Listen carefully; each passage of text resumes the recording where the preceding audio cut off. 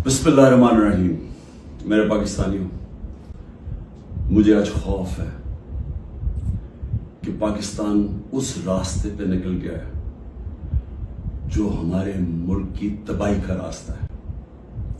और मुझे खौफ आ रहा है कि अगर अभी हिकमत ना इस्तेमाल की गई, अगर अभी अपने अकल का ना इस्तेमाल किया, तो हम शायद वहां पहुंच जाएं जिधर ये टुकड़े हम वापस जमा नहीं कर सकेंगे अपने मुल्क के। मैं सबसे पहले आप सबके सामने एक चीज रखना चाहता हूं कि सबके पीछे है क्या। ये जो एक साल से एक अफरा तफरी मुल्क में मची हुई है, एक पूरा जोर लगा हुआ है कि किसी ना किसी तरह इमरान खान का रास्ता बंद किया जाए, कि ये मुल्क के लिए बहुत बुरा है, इसको नहीं आने देना चाहिए। अगर इलेक्शन भी ना हो, आइन भी टूट जाए, कोई सुप्रीम कोर्ट को भी जलील किया जाए, लेकिन इसको नहीं आने देना। इसके पीछे है क्या? मैं जरा आपको पहले ये ग्राफ दिखा दूं। ये जो आपके सामने है, ये जरा ग्राफ देखें। ये है सर्वे का रिजल्ट। ये सर्वे का रिजल्ट में ये जरा इधर देख लें कि 70% इस वक्त तहरीक इंसाफ की मकबूलियत है पाकिस्तान में। बाकी सारी पार्टीज की मिला के भी तो जो मकबूलियत है, उन सबको अब खौफ है कि इलेक्शन अगर आ गए तो ये हार जाएंगे। अब ये पीडीएम की जमातों ने तब से फैसला किया हुआ है कि इलेक्शन भी नहीं लड़ना, क्योंकि इलेक्शन अगर हो गया तो इमरान खान आ जाएगा, और अगर इमरान खान आ गया तो उनको ये नहीं फिक्र कि मुल्क को अच्छा होगा या बुरा होगा। उनको फिक्र ये है कि इन्होंने अरबों रुपए के अपने करप्शन के केस माफ करवा लिए, और इनको डर ये लगा हुआ है कि जो 30 साल से मेहनत से इन्होंने पैसा चोरी का इकट्ठा करके बाहर रखा हुआ है, किसी तरह उस पैसे के ऊपर यानी वो महफूज रहे। और खतरा इमरान खान से है, क्योंकि बाकी तो सब मिले हुए हैं। अब इसकी वजह से ये सारा मुल्क तबाही के रास्ते पे जा रहा है, कि सिर्फ इस खौफ से कि हमारा आपके पैसा ना या कि एनआरओ ना वापस ले ले, बस ये वजह है कि ये आमने सामना खड़ा कर रहे हैं मुल्क की सबसे बड़ी जमात और मुल्क की फौज। और ये कामयाबी से ये कर रहे हैं क्योंकि ये पुराने 30 साल के पुराने सियासतदान हैं। ये जाके वहां डराते हैं उनको कि सर वो आपको हटा देगा आके। मैं बार बार कह बैठा हूं कि मैं इदारों के अंदर इंटरफेयर नहीं करता, मैं कह बैठा हूं, बार बार पैगाम पहुंचा बैठा हूं, लेकिन वहां से डराते जी आके हटा देगा आपको, फौज में इंटरफेयर करेगा। अगर इंटरफेयर करना होता, जब मुझे पता था कि पिछला आर्मी चीफ मेरे खिलाफ साजिश कर रहा था, आखिरी महीनों में मुझे आईबी की सारी रिपोर्ट थी, तब मैं उसे हटा देता, क्योंकि मैं नहीं चाहता था कि एक इदारा जो कि बचा हुआ है, बाकी इदारों को तो इंटरफेयर करके हमने तबाह कर दिया है, मैं ये नहीं चाहता था वो तबाह। और मैं आज जरा पहले तो ये पीडीएम के ऊपर बाद में आता हूं, मैं जरा फौज के ऊपर बात कर लूं। देखिए, मैंने सारी दुनिया में अपनी फौज का क्यों दिफा किया? क्योंकि मेरा तो इंटरनेशनल था, मेरी तो आवाज बाहर जाती थी। जब भी कुछ होता था, खास तौर पे वॉर ऑन टेरर में, तो जब पाकिस्तानी फौज को दोगला कहा जाता था, बुरा भला कहा जाता था, तो मैं एज नोन फेस था, तो मुझे ये CNN, BBC कितने मेरे इंटरव्यूज किए। आप मेरे सारे बाहर इंटरव्यूज सुने। जिस तरह मैंने अपनी फौज का दिफा किया, उसको डिफेंड किया, मुझे एक और पाकिस्तानी बताएं जिसने इंटरनेशनल मीडिया पे किया। यहां तो खैर हम कहें, यहां तो कोई मसला नहीं है, बाहर जिधर पूरी एक बाहर की लॉबीज बैठी हुई है जो चाहते हैं कि पाकिस्तान की फौज कमजोर हो, उन्होंने पूरी कैंपेन चलाई हुई थी। तो मुझे यह फख्र इसलिए है कि मैंने इसलिए नहीं किया कि मुझे कोई फौज ने कोई चीज दे देनी थी, मैंने इसलिए किया कि मैं एक आजाद आदमी हूं। मैं गुलामी कभी किसी की कबूल नहीं की। मुझे जितनी मुझे दावतें थी कि बाहर रह लो, جتنے میرے کنیکشنز تھے, جو جتنا مجھے عزت ملتی تھی, برطانیہ کی میں بات کر رہا ہوں, میں نے تو کبھی نہیں سوچا کہ میں اپنے ملک کے علاوہ کہیں رہ سکتا ہوں. میں ہمیشہ اس چیز کا جیسے جب بڑا ہو رہا تھا چاہتا تھا کہ کبھی ہم وہ غلامی نہ کریں جو میرے ماں باپ کی, ہمارے بڑوں نے کی تھی, انگریز کی غلامی. یہ میرے بچپن میں میرے سے تھا, میں نے کبھی کسی کی غلامی نہیں کی. لا الہ الا اللہ, کسی انسان کے سامنے میں نہیں آج تک جھکا. تو میں سمجھتا تھا کہ کسی اور باہر کے ملک میں رہنا, میں جو مرضی کر لوں, میں سیکنڈ کلاس سٹیزن ہوں, وہ میرا ملک تو نہیں ہے. میرا ہمیشہ یہی تھا کہ میں پاکستان, پالیٹکس میں بھی آیا جس آدمی کو ضرورت ہی نہیں تھی پالیٹکس, اللہ نے سب کچھ دے چکا تھا. کون مجھے ایک آدمی بتائیں جس کو سب کچھ ہو, وہ اپنی زندگی کے 22 سال لگاتا ہے کسی چیز پہ, قربانیاں دیتا ہے, یعنی اپنی فیملی کی. کون آدمی کرتا ہے؟ کیونکہ میرا اور کوئی گھر نہیں تھا, میں نے کبھی نہیں سوچا پاکستان کے علاوہ کہیں رہنا. تو اس لیے میں ہمیشہ یہ ذہن میں ڈال کے بیٹھا تھا کہ اگر ہماری فوج مضبوط نہ ہو, اور میری سٹیٹمنٹ سن لیں, میں پرائم منسٹر تھا, میں نے کہا کہ اگر فوج کمزور ہوئی تو ہمارا وہی حال ہوگا جو مسلمان ملکوں کا ہے. اٹھا کے دیکھیں نا, اوپر سے لے کے نیچے تک, لیبیا, سیریا, صومالیہ, پھر افغانستان سے جو ہوا, عراق سے جو, سارے ملک تباہ ہوئے جو اپنی دفاع نہیں کر سکتے تھے. ہمیں فخر تھا کہ ہماری سب سے مضبوط فوج ہے. تو جب بھی, پہلے میں واضح کر دوں کہ میں کبھی اپنی فوج کی تنقید کرتا ہوں تو جس طرح میں اپنے بچوں کی تنقید کرتا ہوں اصلاحات کرنے کے لیے. کیونکہ اگر فوج کو میں کمزور کروں گا تو میں اپنے آپ کو کمزور کروں گا. اور یہ جو پی ڈی ایم کوشش کر رہی ہے, اور کامیابی سے, کہ کسی طرح آمنے سامنا ہو جائے پاکستانی فوج کا اور تحریک انصاف کا, تو کون اپنی فوج سے لڑنا چاہتا ہے؟ مجھے یہ ابھی سمجھ نہیں آ رہی کہ اس میں جیتے گا کون؟ اس پہ ان پی ڈی ایم کو تو کوئی فرق نہیں پڑے گا. یہ جب میمو گیٹ میں امریکنوں کو کہہ رہا تھا زرداری کہ جناب مجھے اپنی فوج سے بچا لو, اس کے پیسے باہر پڑے ہوئے ہیں. جب نواز شریف انڈین لابی کو اور اسرائیل لابی کو اپنے ساتھ ملانا چاہتا تھا, اپنی فوج کو کہہ رہا تھا کہ دہشت گردی میں ملوث ہے, اس کے پیسے اربوں ڈالر باہر پڑا ہوا ہے. وہ جب ہوتا ہے موقع باہر بھاگ جاتے. تو میرا تو کوئی باہر نہیں جانا. تو میں اس لیے آج یہ کہنا چاہتا ہوں کہ یہ لوگ کامیابی سے وہ کام کر رہے ہیں جو میری آنکھوں کے سامنے ایسٹ پاکستان میں ہوا تھا. میں نے وہ دیکھا ہوا ایسٹ پاکستان میں کیا ہوا تھا. سب سے بڑی پارٹی تھی, مجھے قرآن الیکشن جیت گیا, فوج نے الیکشن کروایا, اور صاف اور شفاف ترین پاکستان کی تاریخ کا الیکشن تھا. کس نے تسلیم نہیں کیا؟ اس میں کوئی شک نہیں کہ فوجی لیڈرشپ کی قصور تھا, لیکن وہ آدمی جو چاہتا تھا کہ میں پرائم منسٹر بن جاؤں, اس کا بہت بڑا ہاتھ تھا. وہ کہتا ہے میں مانتا ہوں مجھے برمان کو, پاکستان نہ ٹوٹتا. اس نے پوری پلاننگ کی اپنی ذات کے لیے, اس نے پاکستانی فوج کو لڑا دیا سب سے بڑی پارٹی سے, ملک ٹوٹ گیا. آج وہی ہو رہا ہے. یہ پی ڈی ایم لڑا رہی ہے جان کے, یہ جو کیسز بن رہے ہیں کہ ملٹری کورٹ میں کیس کر دو, آرمی ایکٹ سے کیس کر دو. کبھی آج تک ایسا ہوا ہے کہ نہ آپ نے کوئی تحقیقات کی, نہ کوئی انڈیپینڈنٹ انکوائری ہوئی, نہ پتا چلا کہ یہ اس کے پیچھے کون تھا, اور ایک دم جج, جوری اور ایکسیکیوشن فیصلہ ہو گیا کہ جی تحریک انصاف دہشت گرد جماعت ہے, اور پکڑ دھکڑ شروع ہو گئی. 7,500 کارکنوں کو پکڑ لیا ہے, اس میں عورتوں کو پکڑ لیا ہے. کبھی اس ملک میں ہوا ہی نہیں ہے. یعنی جس طرح عورتوں سے بدتمیزی ہوئی ہے, یہ کب ہوا ہے یہاں اس ملک میں؟ اور پھر یعنی گھروں میں جانا رات کو, سارا گھر توڑ دینا, عورتوں سے دھکے دے رہے ہیں عورتوں کو. شیریہ رفیدی کی بیوی کو بھی ساتھ پکڑ کے لے گئے, پھر ایک جگہ سے چھٹتی ہے شیرین مزاری, دوسری جگہ پکڑ لیتے ہیں. یعنی یہ کیا ہو رہا ہے؟ یہ تو اپنے ملک میں نفرتیں پھیلائی جا رہی ہیں. یہ تو جان کی ایسے مجھے لگ رہا ہے کہ میں ایک خواب دیکھ رہا ہوں، گنونا خواب، جس کے اندر ایک ملک کی تباہی دیکھ رہا ہوں سامنے۔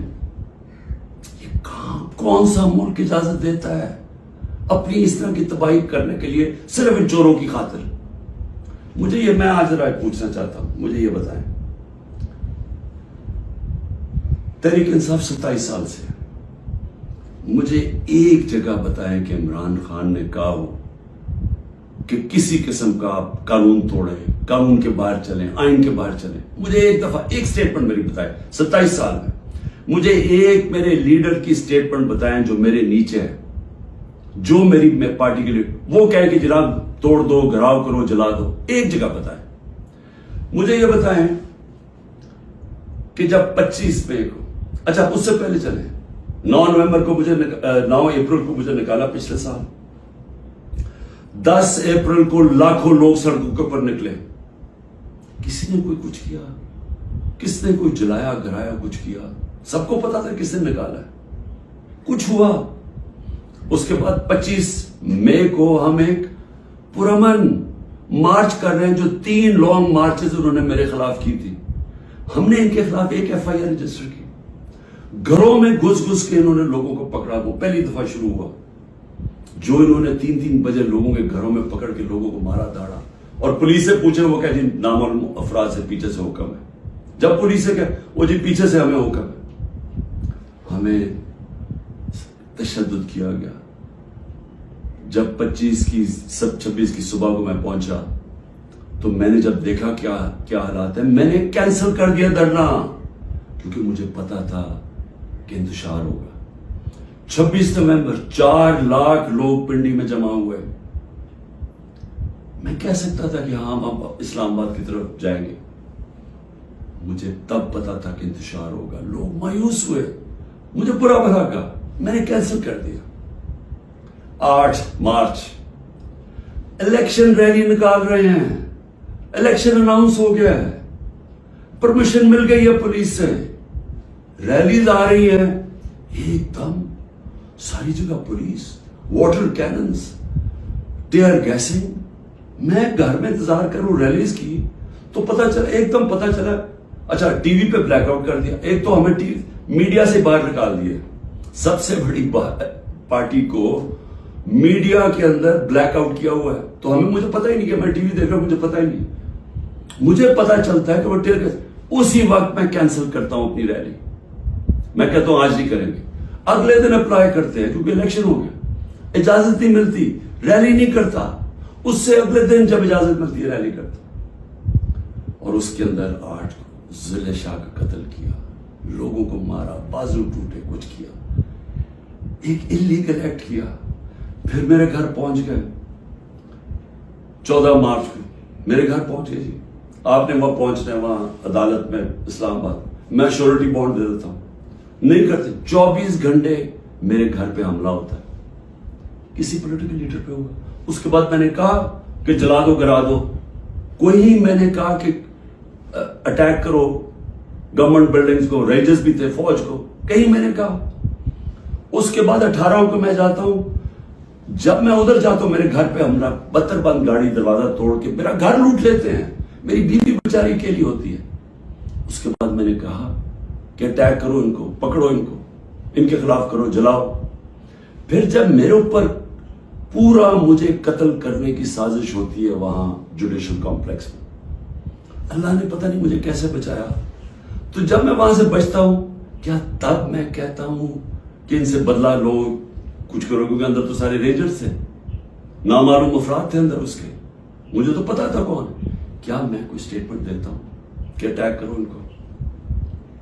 تو میں سمجھنے کی کوشش کر رہا ہوں کہ جب یہ مجھے پکڑتے ہیں وہاں سے، میں صبح 9 مئی کو جانے سے پہلے کہتا ہوں کہ اگر وارنٹ ہے تو میں تیار ہوں ریسٹ دینے کے لیے، میری سٹیٹمنٹ ہے۔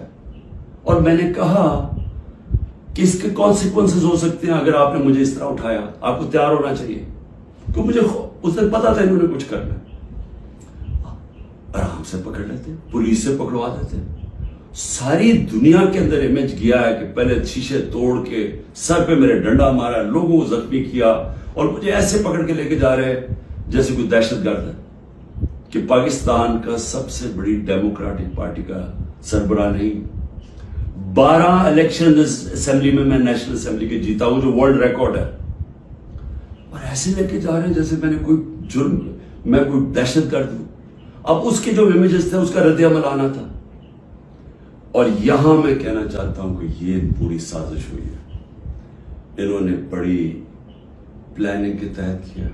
ہمارے پاس اب ساری ایویڈنس آ گئی ہے، ہم عدالت پہ جانے لگے کہ جوڈیشل کمیشن بنائی جائے، تحقیقات کی جائے کہ ایک پارٹی نے اتنی اپنی طویل سٹرگل میں جب اس نے کبھی وائلنس کی طرف گئی ہی نہیں ہے تو وہ ایک دم یہ کیسے جا کے جلانا شروع ہوگا. اور اس کو تو اس کے اوپر تو سب سے پہلے آئی جی پنجاب کو بلائیں. یہ جو جناح ہاؤس میں ہوا ہے، یہ ہم وہاں وہ لوگ بتا رہے ہیں، میں جب ادھر تھا پولیس لائنز کے اندر انہوں نے مجھے رکھا ہوا تھا، تو وہاں جب مظاہرین آئے تو وہ بھی اتنی دور تھے تو پولیس نے ان کے اوپر اٹیک کر دیا، شیلنگ کر دی.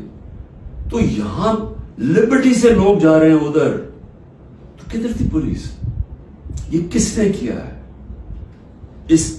اگر اس کی صحیح تحقیقات ہو جائے تو پتہ چل جائے گا اس سازش کے پیچھے کون تھا، کون اس کو استعمال کرنا چاہتا تھا ایک پوری پارٹی کو بین کرنے کے لیے، قلعدم کرنے کے لیے.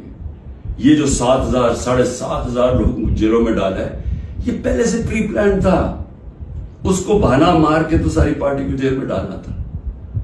اور پھر یہ جو لوگوں کو کہا جا رہا ہے کہ جی اب پارٹی چھوڑ دے، یا جو اناؤنسمنٹس ہیں، مجھے یہ سمجھ نہیں آ رہی کہ کیا جو یہ کر رہے ہیں ان کو سمجھ آ رہی ہے کہ یہ پاکستان کدھر جا رہا ہے. کیونکہ پی ڈی ایم تو چاہتی ہے یہ، وہ جو لندن میں بیٹھا ہوا ہے اس کو کوئی فرق نہیں پڑا کہ ملک کا ادارے جائیں، آئین جائے، ملک کی فوج بدنام ہو، اس کو کوئی فرق نہیں پڑا کیونکہ اس نے خود فوج بڑی بدنام کی ہوئی ہے پہلے. اس کو نہیں فرق پڑا. فرق ہم سب کو پڑ رہا ہے. یہ جن کا جینا مرنا ہے پاکستان میں، خوف ہمیں آ رہا ہے اس چیز کا.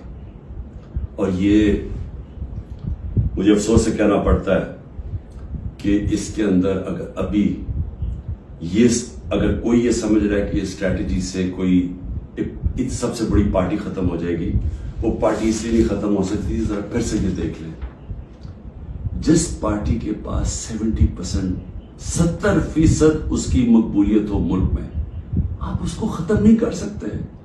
لوگ بھی چھوڑ دیں، لوگوں کو جو بھی کہیں ان کو چھڑوا بھی دیں کہ جی ہم نہیں جا رہے، پریشر ڈال کے، اس سے پارٹی نہیں ختم ہونے لگی. پارٹی کا ٹکٹ پھر بھی جیتے گا. یہ جو راستہ ہے یہ تو پاکستان کی تباہی ہے.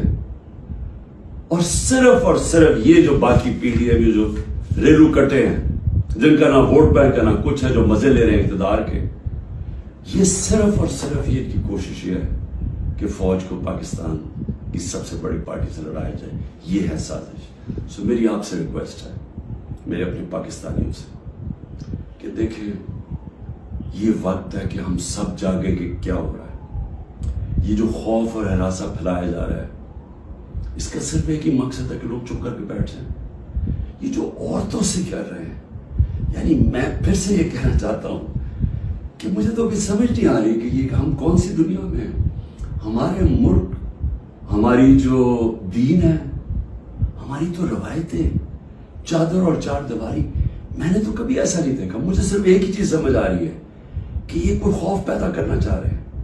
اور مجھے ڈر یہ ہے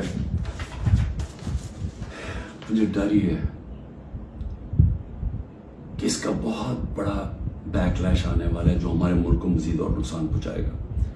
ابھی تک کوئی جو بات نہیں کر رہا، سرکاری بلڈنگز کی بات کر رہا. اور میں جب کہا ہم نے انشاءاللہ ہائی کورٹ میں جا رہے ہیں کہ جوڈیشل کمیشن فوری بنائی جائے، کیونکہ ہمارے پاس اب ثبوت آ گئے.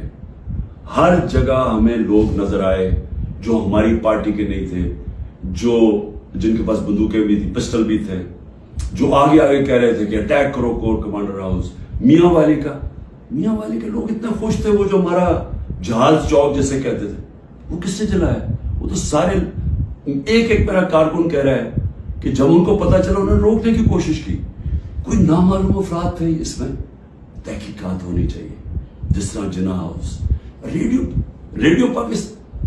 ریڈیو پاکستان کیسے جل گیا؟ آپ دیکھیں مظاہرہ کہیں اور ریڈیو پاکستان ادھر جل جاتا, ادھر تو بندہ ہی نہیں کوئی ہوتا. اور آج کل تو فیس ریکگنیشن ہو سکتی ہے نادرا کے ذریعے, پتہ چل سکتا ہے کون ہے. تو اس کے لیے انڈیپینڈنٹ تحقیقات چاہیے. میں ذرا صرف ابھی گرا دوں, اب تک 25 لوگ شہید ہو چکے ہیں. دنیا میں 25 لوگ شہید ہو جائیں, کوئی سوچ رہا ہے کہ کس طرح پرامن احتجاج کرنے والوں کو گولیاں ماری گئی, سیدھی گولیاں ماری گئی. 25 اب تک شہید ہو چکے ہیں. اور سب سے زیادہ خطرناک 700 لوگ اس وقت گولیوں کی وونڈ سے گولیاں لگی ہوئی جن کو ہسپتالوں میں. 700. اب تک 7,500 ہمارے کارکنوں کو جیلوں میں ڈالا ہوا ہے. 7,500, جس میں میں نے کہا خواتین کی بھی ایک تعداد ہے. اور ہمیں سب سے زیادہ خوف ہے کہ ان سے بڑا برا برتاؤ کیا جا رہا ہے. اور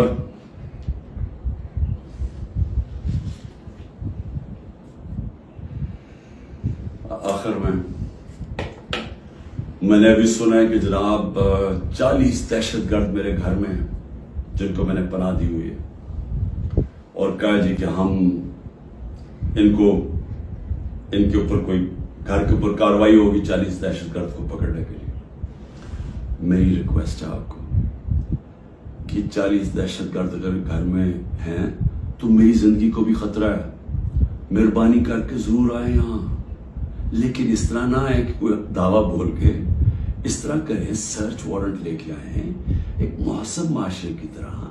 آئیں کہ کوئی نام تو دیں یہ دہشت گرد ہے کون, اور آئیں ہم آپ کو ساری دکھا دیتے ہیں گھر میں کدھر ہے, کتنے دہشت گرد ہیں. شاید میرا ہی فائدہ کروا دیں گے کہ اگر کوئی چھپا ہوا وہ دہشت گرد ہے. لیکن اس کو ایک بہانہ نہ بنائیں. جس طرح ہمارے لوگوں کو پکڑ رہے ہیں, جس طرح اس کو استعمال کیا گیا ہے تحریک انصاف کے اوپر کریک ڈاؤن کرنے کا, اس کو بھی استعمال نہ کریں کہ جس طرح کہ جی عمران گھر 40 دہشت گرد چھپے ہوئے ہیں تو حملہ کر دو. تو اس لیے میں آج سب کو کہہ رہا ہوں کہ اس وقت اس کو اور آگے نہ بڑھائیں, کیونکہ یہ بڑھتی جائے گی, کدھر تک جائے گی بات. اس میں تو کوئی حل ہے ہی نہیں کہ صرف پی ٹی ایم کو فائدہ کروانے کے لیے کہ وہ جو میں بار بار کہتا ہوں کہ یہ حالات ہیں کہ 70% اس وقت قوم ادھر کھڑی ہوئی ہے, تو یہ جو تھوڑے سے ریلو کٹے ہیں ان کو بچانے کے لیے یعنی سب سے بڑی جماعت کو ختم کر دینا ہے, ختم کرنے کی کوشش, کیا یہ ہو سکتا ہے؟ اس لیے ابھی بھی وقت ہے, عقل کریں, بات کریں, مسئلہ حل کریں. اور مسئلہ ایک ہی ہے, کسی سے پوچھ لیں, تحریک انصاف کی بات نہیں کر رہا, کسی سے پوچھ لیں کہ اس ملک میں سیاسی استحکام آ ہی نہیں سکتا جب تک آپ الیکشنز نہ کروائیں. میں 1 سال سے یہ کہہ رہا ہوں, میں آج بھی یہ کہہ رہا ہوں کہ اس کا صرف حل الیکشنز ہے. اور میں تب سے انتظار کر رہا ہوں کہ کوئی بات چیت کرے اس پہ. جن لوگوں سے ہم بات کرتے ہیں وہ نہیں سننا چاہتے, وہ عجیب باتیں کرتے ہیں کہ جی اکتوبر اور اس سے آگے چلا جائے. تو وہ تو یہ تو ہونا ہی نہیں. اگر یہ آج 70 ہے تو یہ اور بڑھ جائے گا آگے, لیڈ اور ان کی بڑھ جائے گی. تو انہوں نے تو الیکشن نہیں کروانا. تو جو کروا سکتے ہیں, میری آج آپ سے اپیل ہے اس ملک کو بچائیں اور الیکشنز کروائیں.